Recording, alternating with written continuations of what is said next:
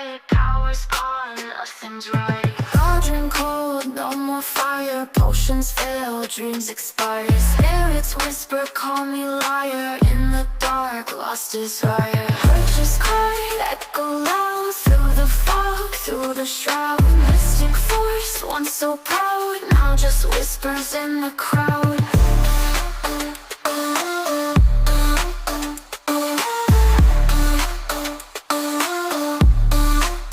Babalan TV.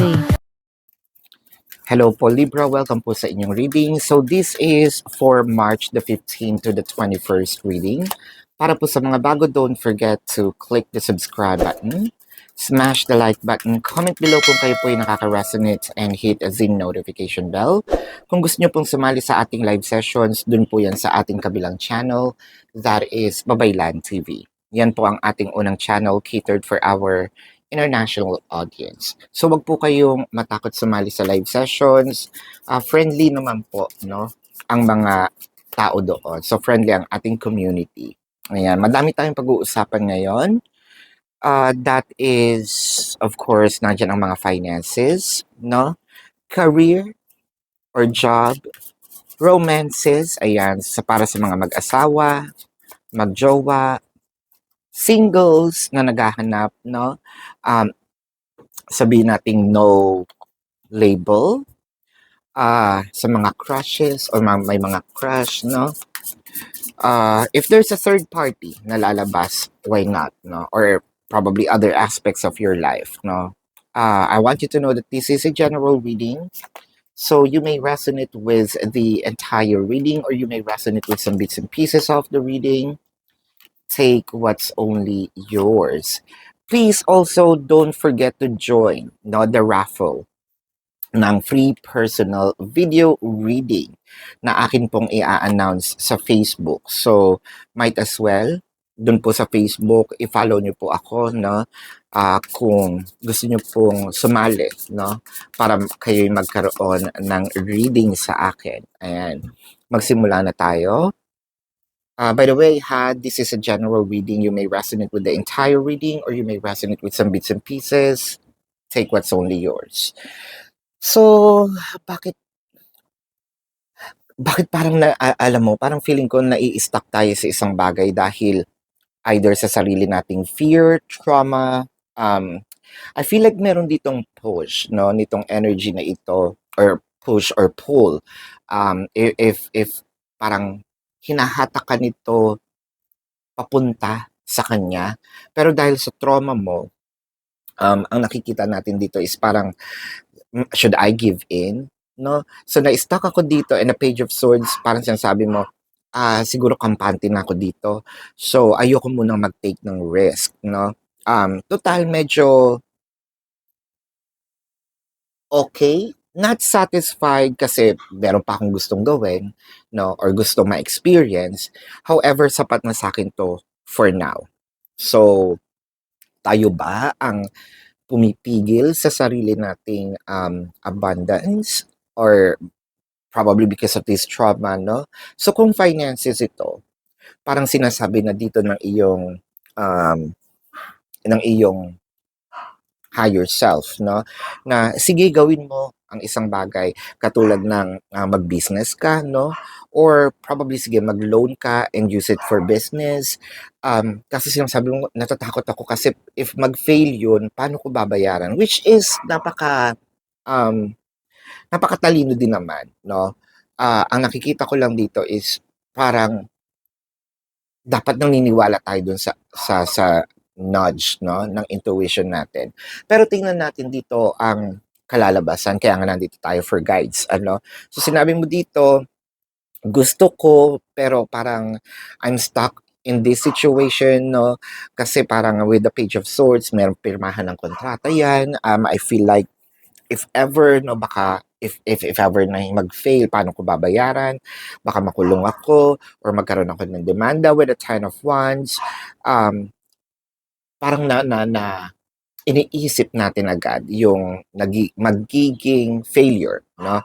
And wala naman din sigurong mali doon kasi you're protecting yourself from the future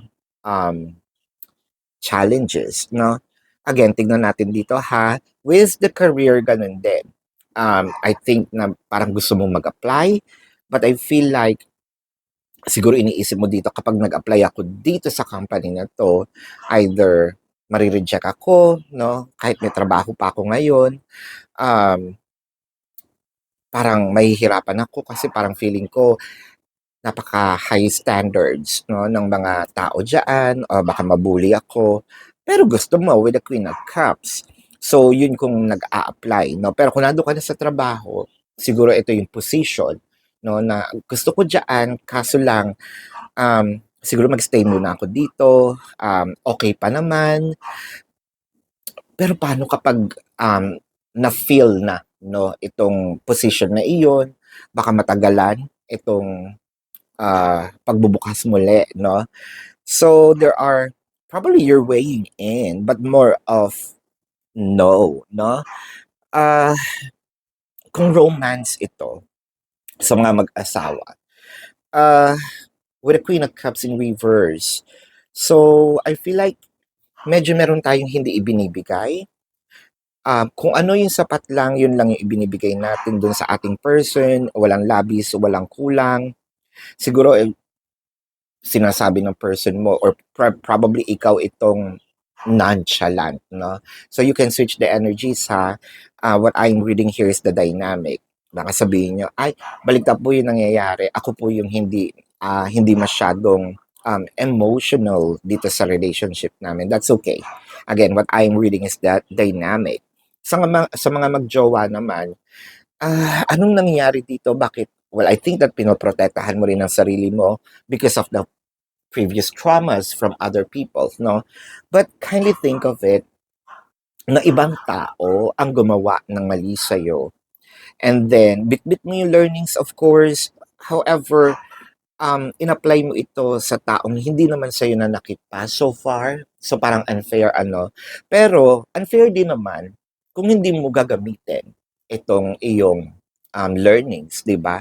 So, medyo in between, napakahirap nga, no, nitong iyong sitwasyon. So, kung single naman, may crush ka. Pero parang okay lang sa'yo na crush lang. Kasi baka pakiramdam mo dito is hindi naman ako niya papatulan, no? So, merong either self-pity or mababa ang self-confidence, no? Kung no labels and sa mga crushes, siguro ganun din. You wanted to, sabihin natin, move forward sana or maglakas ng loob, pero na-stuck tayo dito sa situation, baka kasi feeling mo hindi pa ito yung time, no? Pero nagbi-build na itong relationship, no? Or nagbi-build na itong emotion rather. So kung third party naman, I feel like medyo umaalis tayo na lumalayo itong energy natin dahil medyo nabibigatan lang tayo or nahihirapan tayo sa isang relasyon na may kahati, no? Tingnan pa natin ang ibang cards. The Empress. Queen of Pentacles yun in reverse ha. The Empress. The Ten of Pentacles. Mahapyawan ko lang to. I think no meron tayong uh, wish na somehow magkaanak na. However, what I am seeing in here, bakit parang sa ganitong sitwasyon, parang nahihirapan tayo makabuo. Ano? The Empress, the Ten of Pentacles, the Four of Pentacles, the Five of Swords, and the Nine of Cups. The Ten of Pentacles in here. So, ibig sabihin, if you give birth, no, to a new idea, the Empress is giving birth. But then again, we're speaking energies. It could be a person, it could be an event, it could be, a place, no, kaya energies ang ginagamit ko. Kasi the Empress here, apart from signifying, no, itong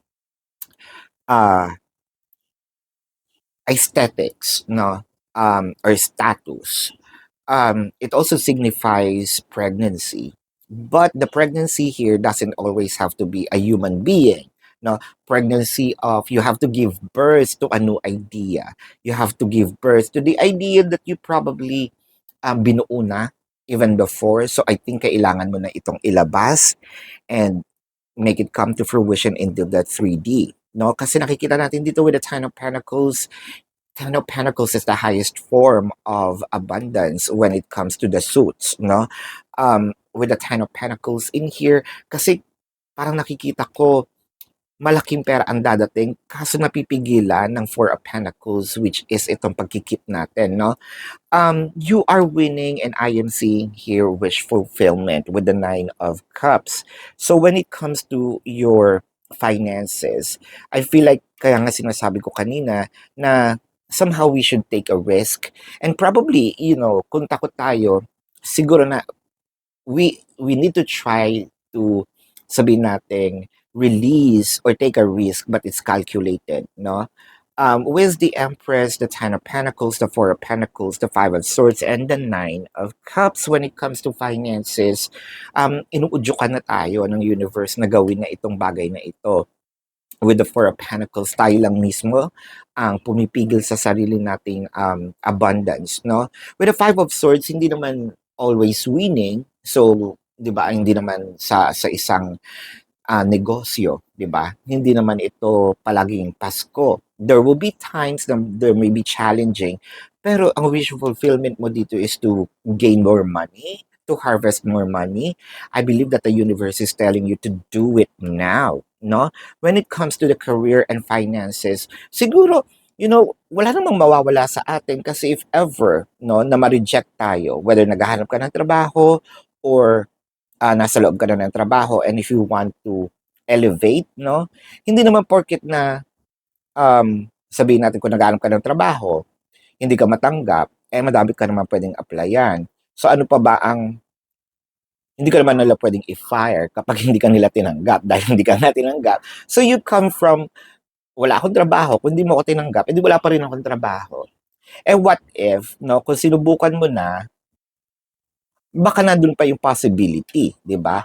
Kung nandito ka naman sa loob na ng company, and bakit hindi mo itry? Hindi naman porket nag-fail ka at nag-apply ka sa isang position, ibig sabihin tatanggalin ka sa trabaho. Nandun ka pa rin naman sa position mo. So, there's nothing to lose in here, right? So you need to give birth to this para magkaroon din ng increase, no? Itong iyong finances. Kaya ka nga nagtatrabaho, it's more of, syempre, linkage yan ng finance, no? So ang pumipigil na sa sarili natin is sarili nating fear. Pero deep inside, there's actually a wish fulfillment in here, no? So kung romances naman ito, let's say sa mag-asawa, nandito yung time na sinabi ko nga na medyo marami kang tinatago or ayaw ibigay. I think kailangan na natin itong pakawalan, no? Kung ano man yung pwede pa nating ibigay sa ating person. I feel like kung meron kang hinihingi, no? I think that there will be reciprocations in here na mangyayari. Pero sa pagpipigil mo, no, yung hinahangad dating more abundance, more time, more quality time with our spouses, I feel like kailangan na natin itong ipakita, iparamdam, show it and express it, no? Kung magjowa naman, I feel like kailangan na rin itong, sabihin nating maging reciprocative tayo sa ating person. I feel like medyo nalulungkot naman itong ating person for the things, no, na medyo pinipigil natin ang ating sarili. Kung ito naman yung single, I feel like kailangan mo na rin i-open ang iyong door when it comes to relationship kasi kung naghahanap ka ng jowa, I feel like meron ditong parating, no? So sasabihin ko naman yung mga zodiac signs later for you to have guides. For no labels and crushes, I also feel like you need to say something para at least mabuksan ang portal for you to have this, para mapunta na ito sa relationship, no? I feel like ayaw mo naman habang buhay, wala kayong label or hanggang crush ka lang, no? So, this is the time for you to say something, admit your emotion, express your feelings, and I feel like marireciprocate naman yun. If this is a third-party situation, I feel like this is the time for you to lay down your memorandum, no? Na ayoko na sa ganitong relasyon. So it's either me or the person. I feel like you are gonna be picked here because that's what you wanted. Yung masarili mo, no? Na wala kang ka-share, di ba?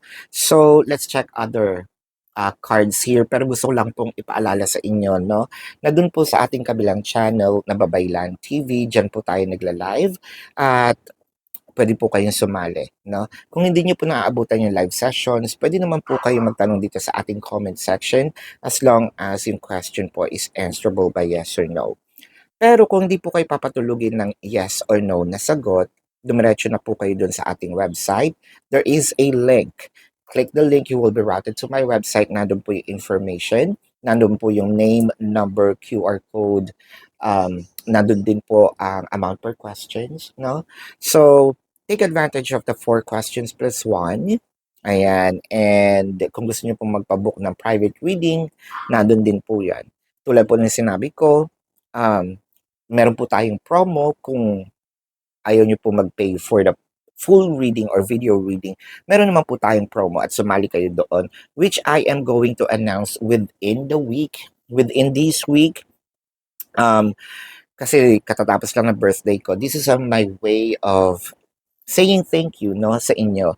So, sa Facebook ko po yun i-announce, hindi po dito sa YouTube, no, hindi rin po sa TikTok, doon po sa Facebook. So might as well follow me doon sa Facebook para malaman niyo yung mechanics.